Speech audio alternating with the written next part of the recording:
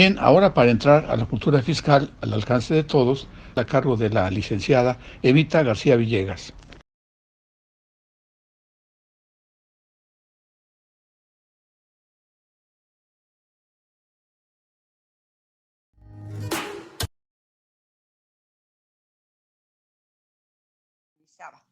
Bien, entonces ya entrando en materia, hoy vamos a hablar del Código Fiscal de la Federación 2022, ya reformado, que ya únicamente falta que se publique en el Diario Oficial de la Federación para que sea una ley y en el sentido técnico de proceso legislativo concluido.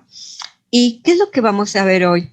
Pues vamos a ver este Código Fiscal de la Federación 2022 enfocado a las personas físicas, porque en la sesión anterior que tuvimos, bueno, pues hablamos de todo un poquito, porque es muchísimo el contenido de esta reforma, pero en esta ocasión lo estamos individualizando, lo estamos particularizando a cómo le afecta, cómo le aplica, cómo le beneficia a las personas físicas. De tal suerte que este es un curso tipo planeación o planificación. Yo recuerdo que cuando empezaba a escuchar esa expresión, esa palabra, yo sentía así como que era un tabú, como que era algo verdaderamente tremendo, ¿no? Así como era sinónimo de defraudación.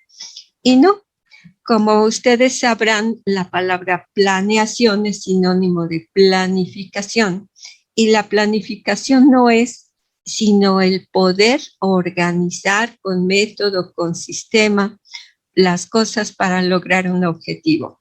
¿Y aquí qué objetivo vamos a obtener o vamos a buscar?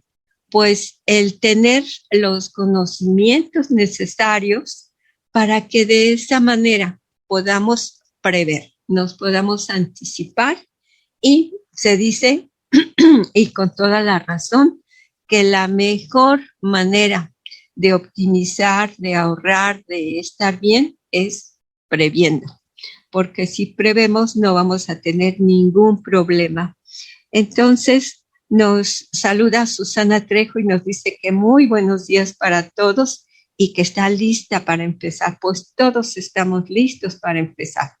Entonces, dicho lo anterior, corre película.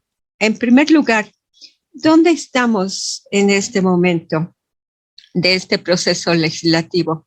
Pues como ya decíamos, estamos en este momento ya con todas las etapas concluidas, ya el Congreso de la Unión en sus dos cámaras ya aprobó toda la iniciativa presentada por el presidente, más las que se fueron sumando en el camino, y ya está totalmente concluido el paquete.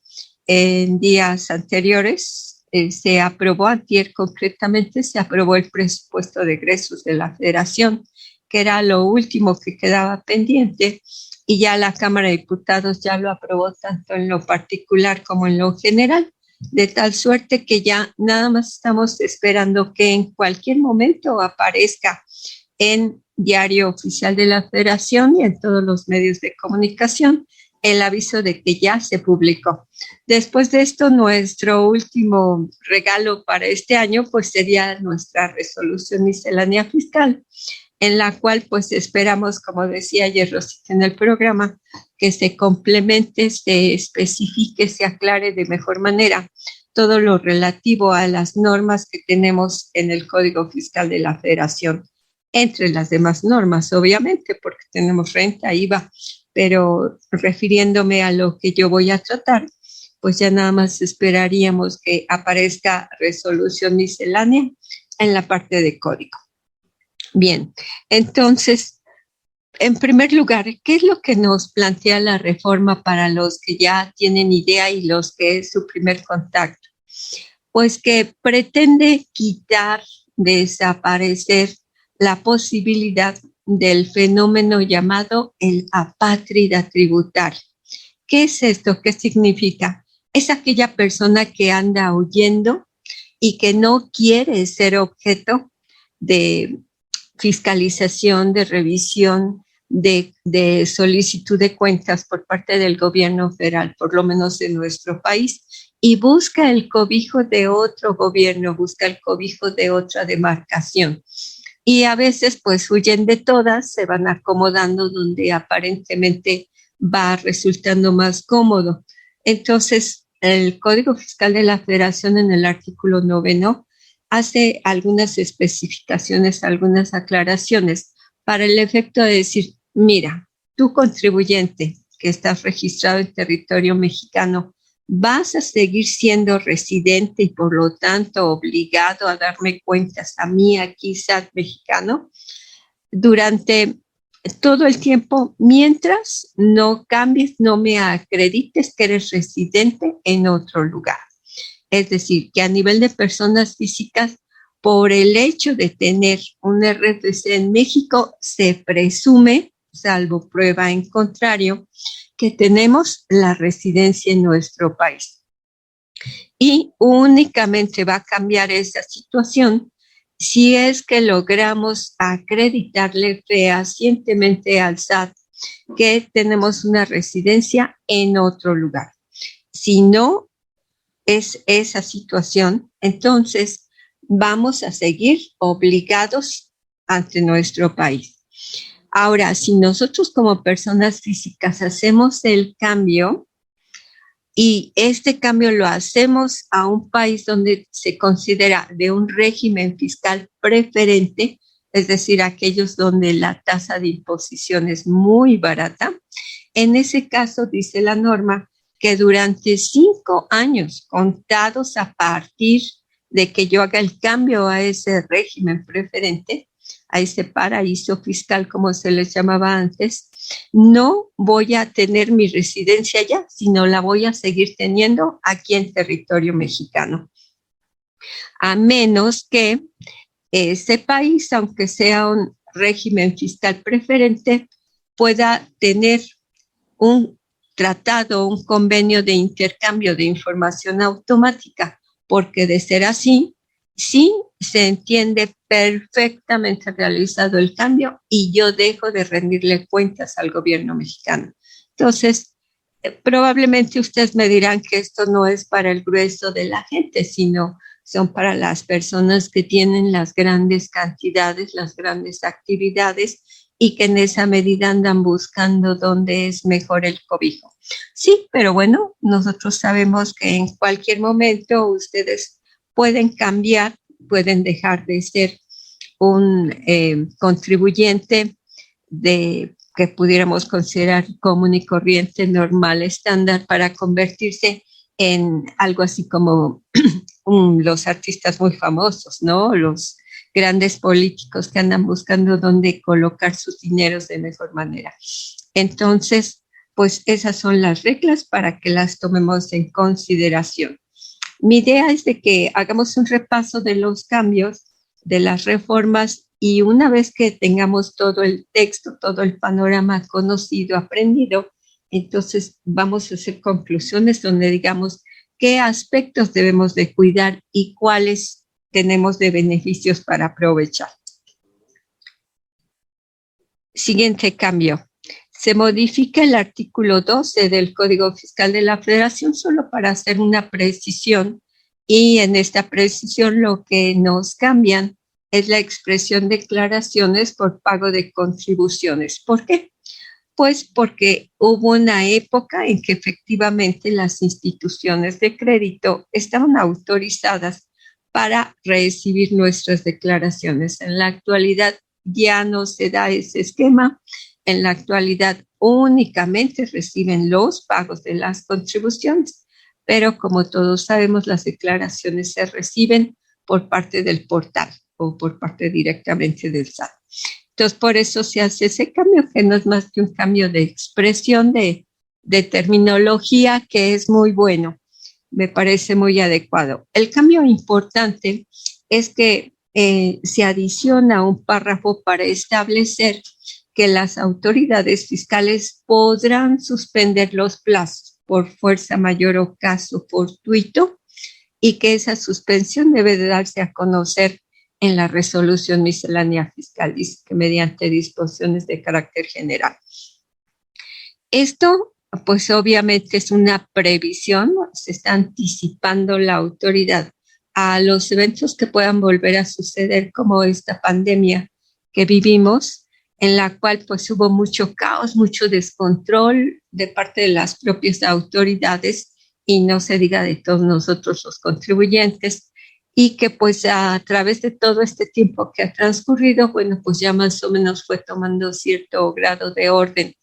Pero insisto, para prever estas situaciones que se adiciona este artículo y le permite a la autoridad que en casos de fuerza mayor o caso fortuito, ellos puedan suspender plazos de manera general. Otra reforma de terminología que se hace es que se establece que ya no se va a utilizar la expresión comprobantes simplificados. Esa terminología que imperó durante muchos años deja de existir para dar paso a los comprobantes, deja de existir en la expresión legal, la de comprobantes simplificados, y se sustituye por la expresión de comprobantes fiscales que se refieran o que se den o que se emitan para poder amparar las operaciones con el público en general. Algo que me resultó muy interesante es que el artículo 15b del Código Fiscal de la Federación hace referencia expresa en la actualidad con esta reforma al derecho que se tiene para cobrar en el equivalente a derechos de autor, las llamadas regalías, por el uso de la imagen. Esto para todos aquellos que explotan la imagen, pues es algo muy importante, porque ya con texto expreso en la norma, si su imagen es utilizada para lo que sea, van a poder cobrar regalías, estando perfectamente establecida la situación, sin que tengan que andar buscando criterios específicos, jurisprudencias, tesis aisladas, etcétera, sino ya está en ley. Después, aquí ya empieza lo importante, lo verdaderamente aplicable para todos nosotros los mortales. El SAT, en su afán de controlar cada día más el uso de la FIEL, de los certificados de sello digital en operaciones que resultan inadecuadas, las llamadas operaciones simuladas, le solicitó al Congreso de la Unión que le permitiera negar el otorgamiento de la FIEL y de los certificados de sello digital a las personas morales cuando tenga un socio o accionista que tenga el control efectivo y que se ubiquen en cualquiera de los supuestos del artículo 17, fracciones 10, 11 o 12 o 69, 12 párrafos. ¿Qué quiere decir esto? Que a partir de ya desde 2014 hacia acá, pero muy particularmente ya para 2022, la fiscalización de la autoridad, la estrategia de la autoridad fiscal, parte de la persona física.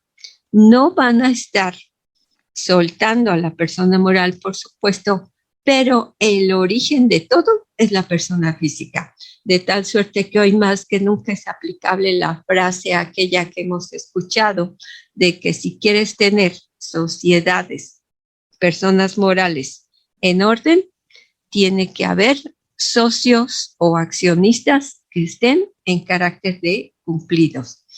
¿Por qué? Porque la autoridad fiscal pues ha visto que con independencia del fenómeno de las personas morales como entes sujetos de derechos y obligaciones, lo verdaderamente importante es el tener el control sobre las personas físicas que integran esas sociedades.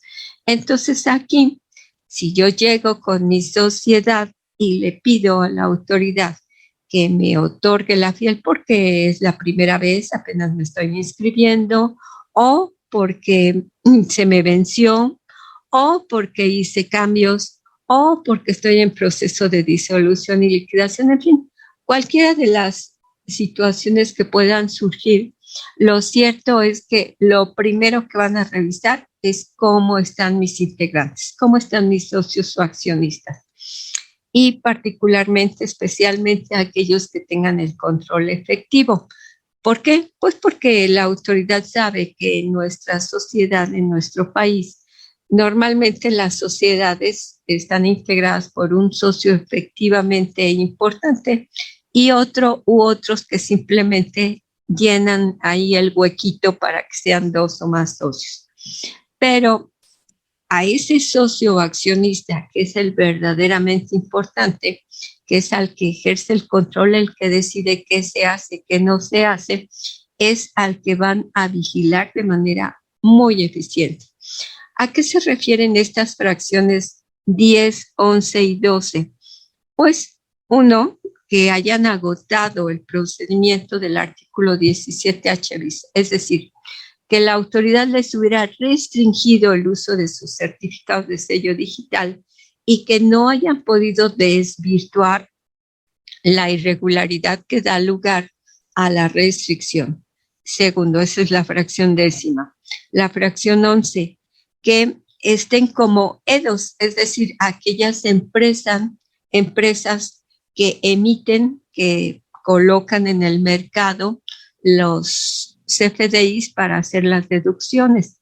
A estas personas que no hayan logrado desvirtuar en definitiva, que estén ya como factureros reconocidos por parte de la autoridad fiscal. Y en la fracción 12, porque no hayan logrado desvirtuar la presunción que existe en el artículo 69 bis del Código Fiscal de la Federación acerca de que están creando y transmitiendo pérdidas de manera inadecuada a los ojos del fisco. Y por su parte, en el caso del artículo 69, en el párrafo 12º, en las fracciones 1 y 4, se refiere a contribuyentes que tengan a su cargo créditos fiscales firmes que, siendo ya exigibles, no estén ni pagados ni garantizados, o que estando inscritos en el RFC se encuentren como no localizados, o que haya recaído sobre ellos una sentencia ya condenatoria. Como vemos, aquí se trata de casos verdaderamente graves desde el punto de vista de la estructura fiscal. No es cualquier infracción, no es de que se me olvidó presentar una declaración, sino es el hecho de que yo no estoy localizado, tengo créditos fiscales firmes, exigibles, que no he pagado, que no he garantizado, que estoy como no localizado, es decir, a los ojos del fisco ando desaparecido, o que pues me restringieron mi certificado porque, insisto, tenemos alguna irregularidad, pero a pesar de la oportunidad que nos da el artículo 17H bis, no la logramos desvirtuar. Entonces, en estos supuestos, si ese socio o accionista está en este carácter, la empresa, podríamos decir la sociedad, que está muerta a los ojos del fisco, porque si no le dan la piel y no le permiten los certificados de sello digital, pues definitivamente esa empresa no va a poder realizar ningún tipo de actividades. Y si ustedes advierten, yo les puse aquí en su material cuál es la justificación, las razones que da la autoridad para haber solicitado estas medidas. Pues lo que dice la autoridad es: me están burlando, son personas que están totalmente fuera del contexto fiscal, entonces yo no tengo por qué ayudarles a que continúen con estas actividades irregulares, porque yo les doy su fiel, yo les doy los certificados y entonces pues se dedican a emitir facturas de manera inadecuada, y cuando los busco ya desaparecieron. Entonces, dice la autoridad, mejor cortamos de entrada. Cosa que, desde mi punto de vista, es perfectamente válido lo que dice la autoridad.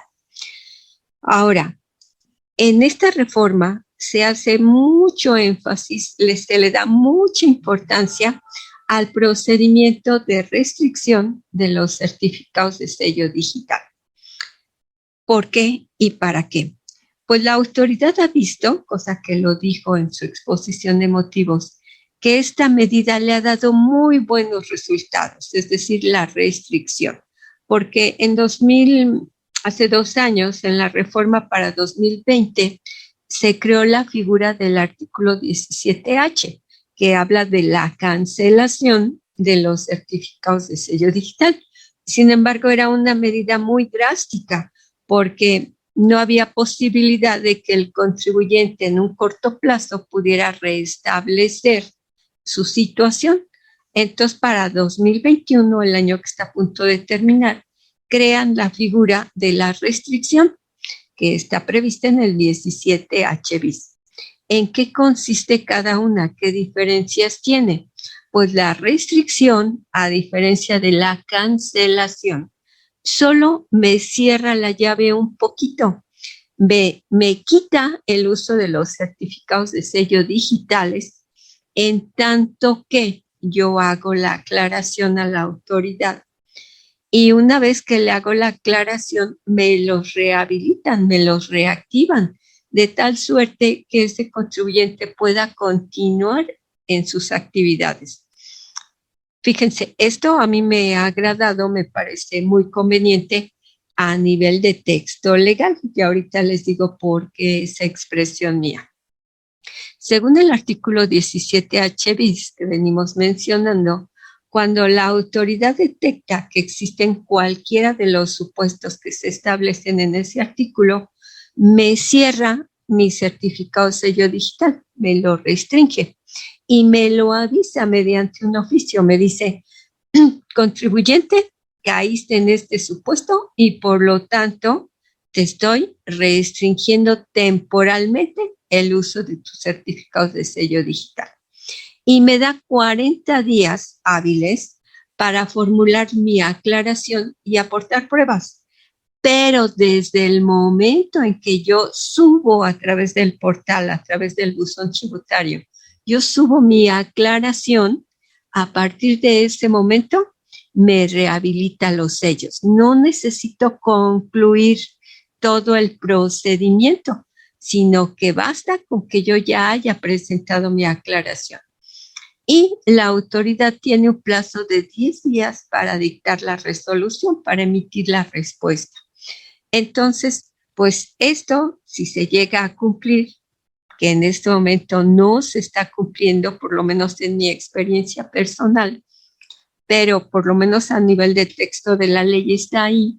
Entonces, si se llega a cumplir, va a ser algo estupendo, porque el contribuyente, si realmente presenta muy rápidamente sus aclaraciones y tiene los elementos para demostrarle a la autoridad que no está en el supuesto de incumplimiento, o aún habiendo caído en ese incumplimiento, se regulariza y presenta su aclaración de manera inmediata, la autoridad le va a rehabilitar su sello y va a poder seguir trabajando, no va a tener que sufrir el ahora qué hago. Ahora, si yo no logro desvirtuarlo o me salgo del plazo, es decir, me vencen los 40 días y no logro formular mi aclaración porque no logro ponerme al corriente, no logro regularizarme, entonces la autoridad me va a cancelar. Ahí sí me deja sin efectos, en definitiva, mis certificados de sello digital. En este momento, por lo que resta del año, cuando me cancela, me vuelve a dar una etapa aclaratoria, un procedimiento aclaratorio, de tal suerte que yo tengo 2 periodos aclaratorios por este año. El de la restricción, es decir, cuando me restringe, como acabamos de mencionar, yo tengo la posibilidad de formular mis aclaraciones y aportar mis pruebas. Pero si por alguna razón no convencí a la autoridad, cuando me cancela, me vuelve a abrir la puerta para formular mi aclaración. Esto pues es estupendo porque tengo una segunda oportunidad. Les tengo que aclarar que estos procedimientos aclaratorios no son medios de defensa legalmente establecidos. sino que son meras instancias aclaratorias. ¿Cuál es la diferencia entre un proceso aclaratorio y un medio de defensa? En los procesos aclaratorios no existen tantas formalidades. Si yo no presento una prueba diciendo la documental pública consistente en, o no la presento dentro de la temporalidad, o no va el perito a aceptar el cargo, etcétera, una serie de formalidades que ustedes saben que existen en los medios de defensa. Aquí no hay nada de eso. Aquí ni siquiera hay un escrito que yo deba de cumplir con todo. Tenemos una ficha de trámite para la restricción y una ficha de trámite para la cancelación, que los tienen ustedes en esta misma lámina, que son la 47 diagonal Código Fiscal de la Federación y la 296. Pero aunque tenemos una guía de más o menos lo que tenemos que decir y que cumplir, pero tenemos una libertad.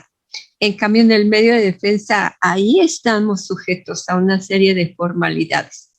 Entonces, esto es más ligero, más amplio, más fácil de llevar a cabo.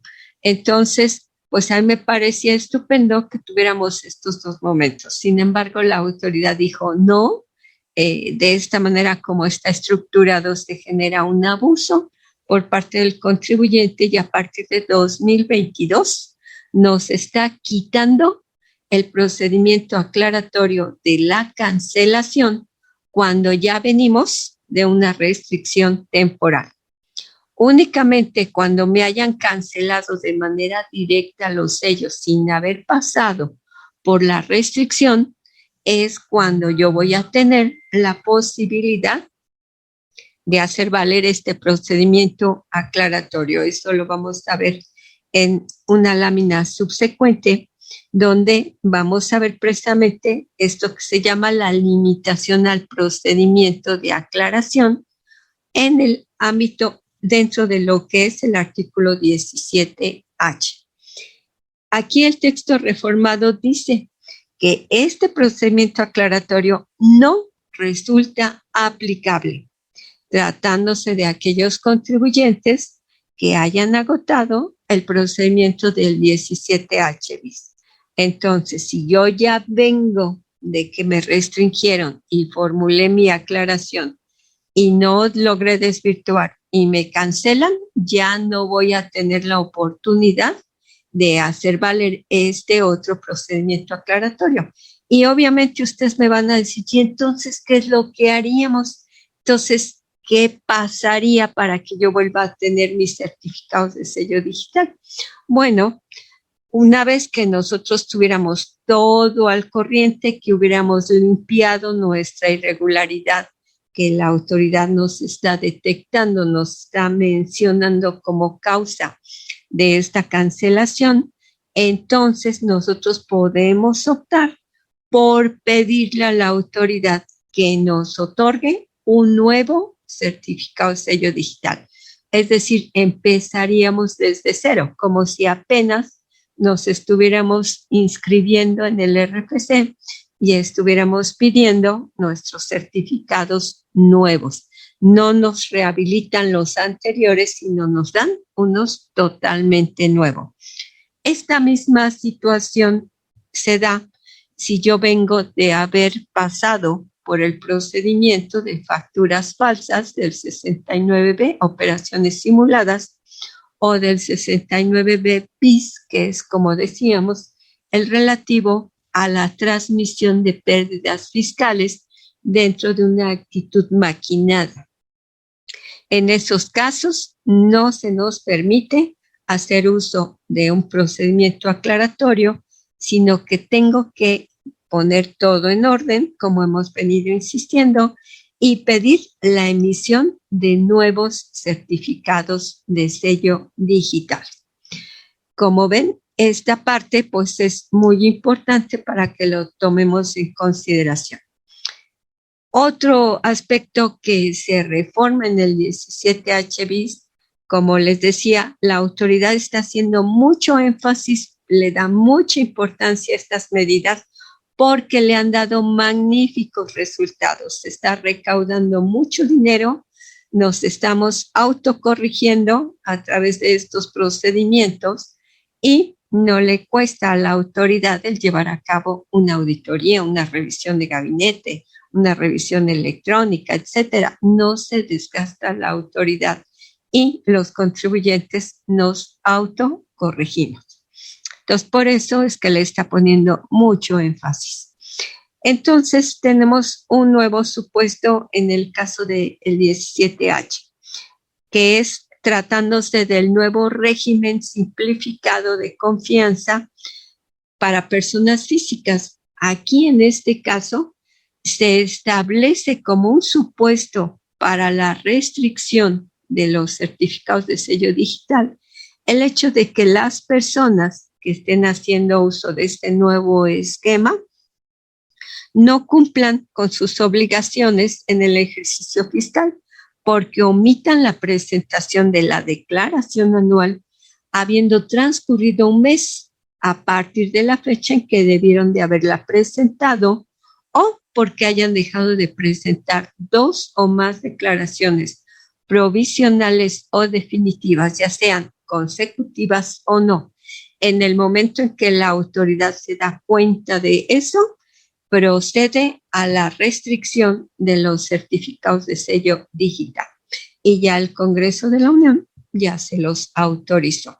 Así es que los nuevos contribuyentes del RECICO también ya están considerados como parte del esquema para que si no cumplen con sus obligaciones, sean parte de toda esta situación de restricción de certificados de sello digital. Otra situación que le importa mucho a la autoridad, el que el contribuyente se resista a que sea verificado en el cumplimiento de sus obligaciones fiscales. ¿Qué dice la autoridad? Que esencialmente los que están dentro de un esquema de EDOS o de EFOS, es decir, los factureros están mencionados, cuando llega una revisión, pues hacen todo por evitarla. El tipo de revisión que sea, ellos lo que dicen es, no quiero que me revises, pues porque obviamente vas a comprobar que yo estoy haciendo uso de la facturación dentro del concepto de operaciones simuladas. Entonces dice la autoridad, necesito tener la posibilidad de que ante la resistencia del contribuyente yo pueda inmediatamente restringir el certificado de sello, porque de esa manera impido que sigan emitiendo facturas de operaciones falsas. Y el legislador se lo concedió, cosa que también de mi parte me parece muy conveniente. Y de esa manera evitan que ellos continúen con esta conducta. ¿Cuándo se da el supuesto? Cuando se detecte que el contribuyente actualizó cualquiera de las conductas que establece el artículo 85. ¿Y qué dice el artículo 85? Dice que nos opongamos al desarrollo, a la práctica de la visita en el domicilio fiscal, o porque no suministremos los datos o informes que exijan la autoridad. Esta parte de no suministrar los datos es algo que no solo les pasa a los factureros, sino a todos los contribuyentes nos llega a suceder. ¿Por qué? Pues porque no tenemos organizada nuestra información y cuando llega la auditoría tenemos 5 días para presentar todo esto. Entonces, aquí, ¿cuál es el mensaje? Que si queremos que no nos coloquemos en este supuesto, que va a dar lugar a 3 cosas simultáneas. Fíjense, amigos. Primero, nos van a restringir el certificado de sello digital, como venimos mencionando. Segunda, nos van a imponer multas que van de 17,370 a 52,120. En todos los casos en que sea la primera ocasión, va a ir la multa mínima, que son los 17,370. Sin embargo, en el caso de reincidencia, la ley le permite a la autoridad que llegue, dependiendo de las circunstancias, a aplicar hasta el rango máximo. Y la verdad es que una multa de 52,120 pesos, pues ya pesa. Y muchas veces, como por lo menos yo lo he observado, no es de que seamos factureros, no es que le estemos dando efectos fiscales a facturas falsas, no, sino simplemente de que por la actividad tan dinámica que desarrollamos, pues a veces no tenemos en orden nuestra información. Recordemos que en los términos de los artículos 28 y 30 del propio Código Fiscal de la Federación, en una visita de parte de la autoridad, en una revisión, no solo me van a pedir mi contabilidad en el sentido contable de la palabra, que son los asientos o los registros que ustedes suelen hacer, ¿no? Sino que también nos van a pedir toda la información corporativa, los libros sociales, que son el libro de actas de asamblea, el libro de registro de socios o accionistas, el libro de variaciones de capital, y si la empresa está constituida en la cual su órgano de representación es un consejo de administración, debemos de tener inclusive el libro de actas de sesiones de ese consejo. Nos van a pedir nuestra escritura constitutiva con todos los cambios, nuestra alta, nuestra constancia de situación fiscal. Nos van a pedir todos los contratos que den sustento a nuestra actividad. Si hemos realizado fusiones, escisiones, transformaciones, todo eso forma parte de nuestro expediente corporativo. Y esto a su vez forma parte de la contabilidad, de tal suerte que nosotros debemos de tener todo esto, más todas nuestras declaraciones, todos nuestros comprobantes de pago. Así es que es muy importante que tengamos todo esto en orden para que cuando llegue la autoridad y nos lo pida, no caigamos en este supuesto. Porque además aquí ya llevamos dos efectos. Dijimos la restricción del certificado de sello digital y la multa. Pero además recordemos que en los términos del artículo 40 y 40A hay medidas de apremio que van desde la imposición de multas, el uso de la fuerza pública, hasta el congelamiento de mis cuentas bancarias. Entonces, como ven, todos estos efectos se van a generar por un solo hecho, el que yo me ubique en cualquiera de estos supuestos del artículo 85. Porque no proporcionemos la contabilidad o parte de ella, porque no pongamos a disposición de la autoridad el contenido de cajas de valores y en general los elementos que, a juicio de la autoridad, se requieran para comprobar el cumplimiento de obligaciones propias o de terceros. Aquí también quiero subrayar este tema de las obligaciones de terceros. ¿Por qué? Porque parecería, o por lo menos es el consenso general que todos tomamos en cuenta, de que únicamente me debo de preocupar por mis propias obligaciones, pero no es así. En mi relación con terceros, yo conservo información que la autoridad me puede requerir si está revisando a esa persona con la que yo llevé a cabo una operación. Ejemplo, yo realicé la venta de un inmueble, yo como vendedor y el tercero como comprador. Si la autoridad revisa al comprador, me puede válidamente pedir a mí que yo le dé informe de que vendí, cuándo vendí, cómo vendí, cuánto cobré, cómo me pagaron, etcétera. Y es muy común que cuando nosotros vendemos algo, ya no nos preocupamos, pues ya sentimos que ya salió de nuestro patrimonio, de nuestra esfera jurídica, y en esa medida ya no necesitamos tener nada. Pues no es así. Tenemos que guardar, en el caso de la venta de un inmueble, necesitamos tener una copia certificada por notario de la venta de ese bien. Si se trata de bienes muebles, necesitamos una copia de la factura que estamos emitiendo. Ahora, como son facturas electrónicas, pues ya es muy fácil bajarlas del portal del SAT si no las tenemos. Pero si ya es una operación de mucho tiempo atrás, A lo mejor ya no la tiene el SAT, ya no está en el portal, o a lo mejor alguien las canceló. A veces de repente hay aparentes errores en el sistema de que una factura que nosotros creíamos que estaba vigente aparece como cancelada o al revés. Entonces, es muy importante que tengamos perfectamente estructurado en nuestros archivos digitales y físicos los comprobantes de estas operaciones para que en caso de una revisión nosotros podamos darle a la autoridad todo lo necesario y no caigamos en estos supuestos. Ahora, quiero hacerles notar que en los términos del artículo 67 del Código Fiscal de la Federación, que vamos a comentar más ampliamente dentro de unos minutos, pero que se refiere, aprovecho de mencionarlo aquí por la liga con este tema, que en los términos de este artículo que habla de la caducidad, es decir, de la pérdida de las facultades de la autoridad fiscal, yo necesito tener estos documentos para que se pueda acreditar cuándo empieza a correr la fecha de la caducidad. Me explico. O como dijera el contador Vicente, en español.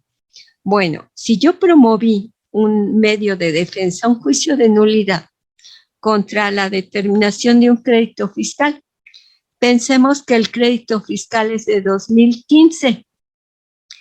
En 2016 me hicieron la revisión, en 2017 me determinaron el crédito y yo me peleé en 2018 y hasta 2019 obtuve una sentencia favorable.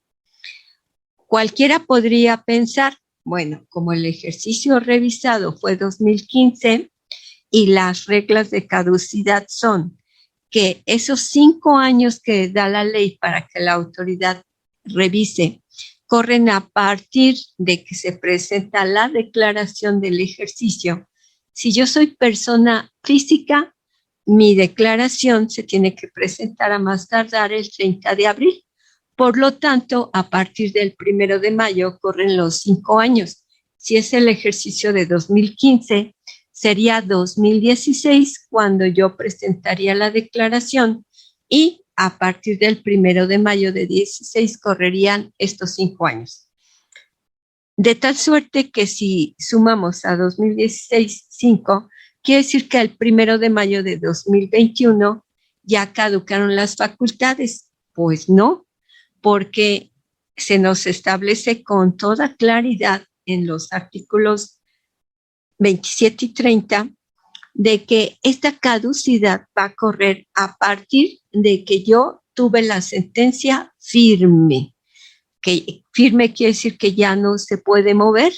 De tal suerte, si en el ejemplo que estamos poniendo, esa sentencia yo la obtuve en 2018, es hasta 2023 que se cumplirían los 5 años, no en 2021. De tal suerte que si en 2021 o 2022 me la pide la autoridad y yo no la tengo, me va a poder determinar o exigir ese crédito fiscal que yo ya gané, que yo ya no tengo ninguna responsabilidad, pero por no guardar los documentos, no voy a poder acreditarlo. Y cualquiera me diría, oye, pero pues tú puedes ir entonces al tribunal que dictó la sentencia y pedirle copia certificada del documento y ya repones el documento que te faltaba.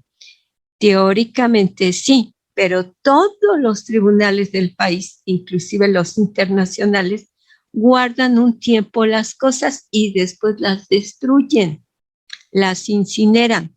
¿Por qué? Pues porque si no, no cabría tanto papel. Hay cosas que por su importancia se digitalizan, pero hay otras cosas que no. Y además déjenme decirles que si yo tuviera digitalizado ese documento escaneado, pero no lo tengo con el sello original, la autoridad fiscal no va a dar por bueno el documento habiéndose bajado como documento digital, a menos de que tenga ya una cadena digital, es decir, una firma digital que autentifique ese documento. Entonces, como ven, son muchas las variantes que tenemos en estas situaciones y que debemos de estar analizando para saber si esa documentación debe de ser guardada en carácter físico o no, o nos basta el digital, para que en un momento dado podamos nosotros responder ante las exigencias de la autoridad y no tengamos problemas. Una última reflexión que les quiero hacer en torno a este asunto es que las autoridades fiscales, en su ánimo de recaudar, están sacando de sus bodegas créditos fiscales de hace 10 y hasta 15 años. Nos acaba de llegar a nosotros el caso de un contribuyente que le determinaron el crédito fiscal del ejercicio de 2008 y nos están, digo nos porque nos metemos en el barco con ellos obviamente, están procediendo a embargar ahorita en 2021 por un crédito de un ejercicio de 2008. Entonces, no nos confiemos de que ya pasaron los 5 o los 10 años, que cuando veamos la figura de la caducidad voy a platicar esto de los 10 años, pero no nos confiemos, por favor. La ley dice, el Código Fiscal dice en el artículo 30 que guardemos los documentos por toda la vida de la sociedad cuando se trate de sentencias por medios de defensa promovidos en los cuales hayamos obtenido una resolución a nuestro favor.